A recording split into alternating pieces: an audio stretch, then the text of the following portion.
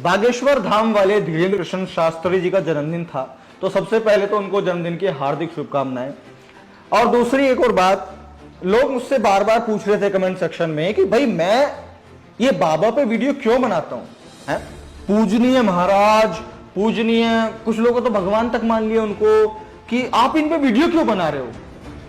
हाँ, तो फिर मैंने सोचा कि यार मैं वीडियो क्यों बना रहा हूं। अब जब मैंने बहुत सारी चीजों को कैलकुलेट किया और देखा समझा, तब मुझे एक बात समझ में आई कि मैं इन बाबाओं पर वीडियोस इसलिए बनाता हूं या इसलिए बनाते रहना चाहता हूं क्योंकि मैं नहीं चाहता कि इस देश में दोबारा से कोई आशाराम राम रहीम बनके तैयार ना हो, आशाराम रहीम बनके तैयार ना हो। अब सोचो, आप देश की गतिविधि देखो कि एक टाइम पे कोई बाबा थे, आशाराम, राम रहीम, ये वो, फला ढिमका, निर्मल बाबा, और भी कई तरह के बाबा थे, माताएं थी, है ना। अब वो थोड़े बुढ़ापे में आ चुके थे, अब वो क्या हुआ, वो रिटायर हो गए। रिटायर भी कैसे हुए, बहुत बढ़िया वाले, जेल में जाके। अब जेल में जाके जब वो रिटायर हो गए, उसके बाद नए नए निकल के आ गए, अनिरुद्धाचार्य, देवकीनंदन ठाकुर, साध्वी फलाना माता, और ये धीरेन्द्र कृष्ण शास्त्री, और इसका एक चाचा का लौंडा, और भी कई सारे ये नए नए आ गए। अब जब राम रहीम एक बाबा था, वो इतना शक्तिशाली बन चुका था, इतना पैसे वाला, इतना पावरफुल, हर तरीके की सारी सुविधाएं उसके पास में थी, संसाधन उसके पास में थे। यदि उसके खिलाफ कोई भी बोले, खिलाफ तो खैर वर्ड अलग है, उसकी सच्चाई को यदि कोई बताने का प्रयास करे तो वो उसको मरवा देता था, उसको उठवा देता था, उसके घर पे कोई दिक्कत कर देता था। अपने मनोरंजन के लिए, सेल्फ सेटिस्फैक्शन के लिए वो लोग लड़कियों को उठवाते थे, लड़कियों के साथ दुष्कर्म करते थे और अपने गुरु चेलों से करवाते थे। और लेकिन फिर भी क्या थी, शांति बनी हुई थी, राम रहीम चलते जा रहा था, आशा राम चलते जा रहा था, बाकी के बाबा चलते जा रहे थे। क्यों चलते जा रहे थे? क्योंकि किसी में बोलने की हिम्मत नहीं थी, और जो दिखाता था उनको वो लोग ध्वस्त कर देते थे। तो मैं नहीं चाहता कि फिर से कोई धीरेन्द्र कृष्ण शास्त्री, फिर से कोई अनिरुद्धाचार्य, फिर से कोई देवकीनंदन ठाकुर, फिर से कोई फलाना साध्वी, वो इतनी ताकतवर, इतनी हर संसाधन लैस बने कि वो अपने प्रति उठने वाली हर आवाज को दबाने में सक्षम हो। लेकिन फिलहाल की जो मौजूदा स्थिति है वो ये है कि लोग जो है उनको अपना भगवान बनाने में लगे हुए हैं, अपना पैसा, धन, दौलत, लड़की, लुंडिया, चाची, ताई, मामा, फूफी, लौंडे, मतलब सेवादार में सबको देने में लगे हुए हैं। तो इससे क्या होगा? इससे देश की जो प्रोडक्टिविटी है, जो देश के लोगों की प्रोडक्टिविटी है, जो देश के युवाओं की प्रोडक्टिविटी है, वो निकल करके नहीं आ रही है, वो गलत जगह पर इस्तेमाल हो रही है। जिस उम्र में युवाओं को चीजें समझनी चाहिए, अपनी लाइफ को एक्सप्लोर करना चाहिए, कुछ नया ऑब्जर्वेशन करना चाहिए, कुछ नई चीजों को सीखना चाहिए, उस उम्र में हमारे नौजवान युवा क्या कर रहे हैं?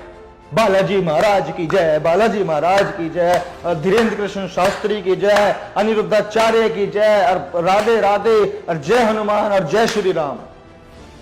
अगर इस उम्र में वो युवा ये करता रहेगा, आपको क्या लगता है उस युवा का भविष्य संभला हुआ है? वो युवा मंदिरों में घंटा बजाएगा, और यदि SC ST OBC कास्ट से होगा तो मंदिर के बाहर बैठकर भीख मांगेगा। तो ये जो इस तरह की चीजें हैं, ये सब प्रैक्टिकल हैं, आपके सामने हैं, और इनको हमको समझना पड़ेगा कि किस तरीके से ये बाबा लोग अपनी फर्जी चीजों के माध्यम से, फर्जी कहानियां सुना करके आपको सम्मोहित करते जा रहे हैं। इस देश के प्रोडक्टिव युवा को बरगलाने में लगे हुए हैं, उनके ध्यान को भटकाने का काम कर रहे हैं, उनको अपनी सही डायरेक्शन से अलग उनको ले जाने का काम कर रहे हैं। और उसके बाद में हमारा युवा जब प्रोडक्टिव नहीं रहेगा तो देश क्या घंटा हमारा डेवलप्ड बन पाएगा? अरे देश डेवलप्ड कब बनेगा? देश डेवलप्ड तब बनेगा, कोई सरकार उसको डेवलप्ड नहीं बनाएगी, हम आप लोग बाग सब डेवलप्ड बनाएंगे। अरे देश क्या है, भारत क्या है, कोई नक्शा है क्या? अरे भारत आप और मुझसे मिलके भारत बना हुआ है, और जब आप और हम डेवलप्ड होंगे तब कहलाया जाएगा कि भारत डेवलप्ड हो रहा है। तो उसके लिए हमारे देश के युवाओं को, हमारे देश के युवाओं को, लोगों को सही जगह पर अपनी पोटेंशियल एनर्जी को खर्च करने की डायरेक्शन देनी चाहिए। लेकिन ये बाबा लोग उनको अलग दिशाओं में लेके जा रहे हैं। और चलो इक्का दुक्का हो तो समझ में आता है?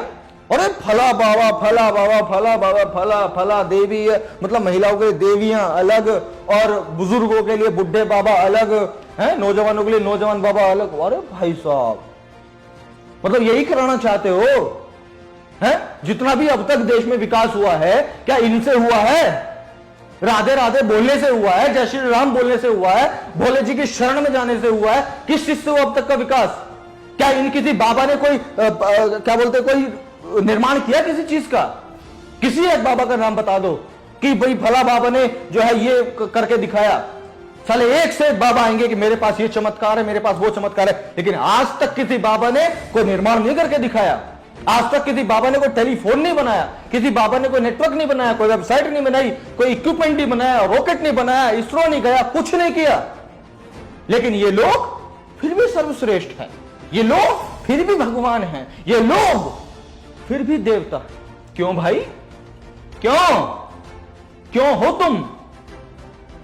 लेकिन लोग हमारे देश के बेचारे आस्था में, भक्ति में मूर्ख बने हुए हैं, और इनकी मूर्खता का फायदा ये बाबा लोग भर भर के उठा रहे हैं कर करके।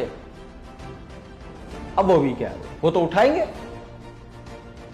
तो बस मेरा एक यही कहना है कि भाई जितने भी ये लोग हैं ये आपको फालतू कहानियों में बरगलाने में लगे हुए हैं। अरे यार एक बात बताओ, तुम्हें अपने जीवन में कुछ करना है, कामयाब बनना है ना?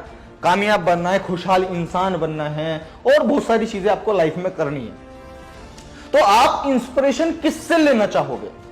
उससे जो 5000 साल पहले की कहानियां थी, जो 5000 साल पहले किसी एक व्यक्ति ने किया, 5000 साल पहले, कि फला आदमी उड़ जाता था, उसने उड़ के रक्षा करी, उसने सेना भेज दी, एक पहाड़ उठा के ले आया, उसने उसकी 6 बहू काट दी, ये पीट दिया, बेच दिया, ये कर दिया, वो कर दिया।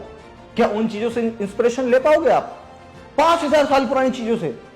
अरे भाई अपनी करंट जो लोग हैं उनसे इंस्पिरेशन ले लो।